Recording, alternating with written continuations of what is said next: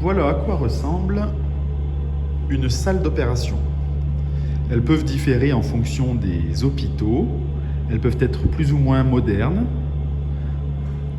mais le matériel est à peu près le même s'il peut aussi différencier en fonction du type de chirurgie. Donc on a ici un respirateur d'anesthésie avec différents éléments que je vais vous expliquer brièvement.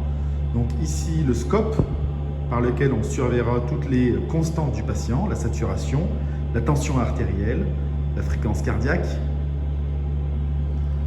avec les différents éléments de surveillance ici. Le respirateur en lui-même avec deux cuves qui sont des gaz anesthésiques, donc le desflurane et le sévoflurane. À travers cet écran et les boutons, on pourra surveiller la courbe de la respiration du patient que l'on réglera en fonction des caractéristiques. Donc les différents tuyaux à travers lesquels vont circuler les gaz, donc le CO2 mais aussi l'oxygène ainsi que les gaz qui vont maintenir le patient endormi. Un masque ici pour préoxygéner le patient.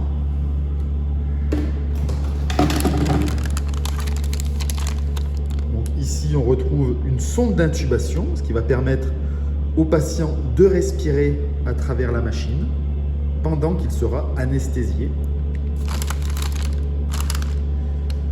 Voilà, on retrouve ici ce qui va permettre de gonfler le ballonnet de la sonde d'intubation. Donc je reviendrai sur les différents éléments de l'anesthésie dans une autre vidéo.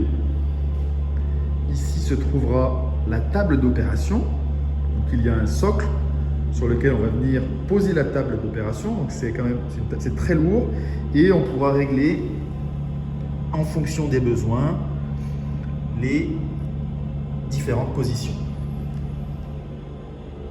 On retrouve ici du côté chirurgie différents fils de suture et tout le matériel nécessaire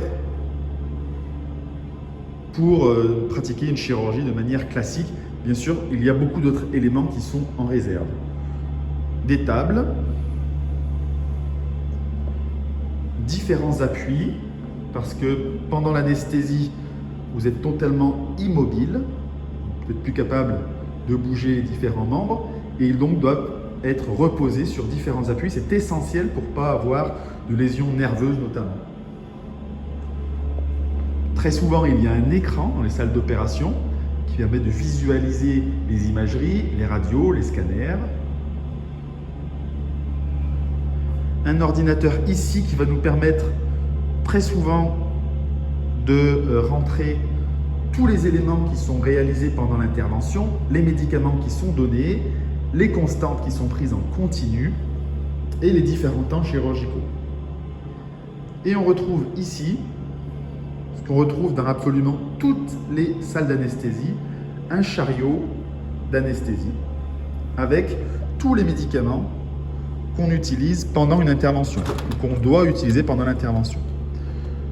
Donc on a des hypnotiques, donc les médicaments pour faire dormir, des antalgiques, que l'on donne souvent pendant l'intervention, des antibiotiques, quasiment systématiques, voilà. Des médicaments à visée cardiovasculaire, qu'on utilise aussi très souvent, tout le matériel de perfusion, voilà, ça aussi c'est du matériel de perfusion.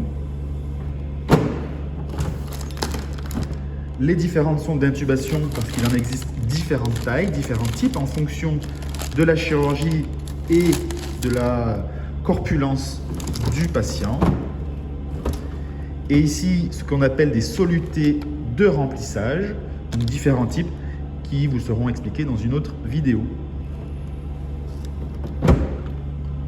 Voilà pour le petit tour de la salle d'opération.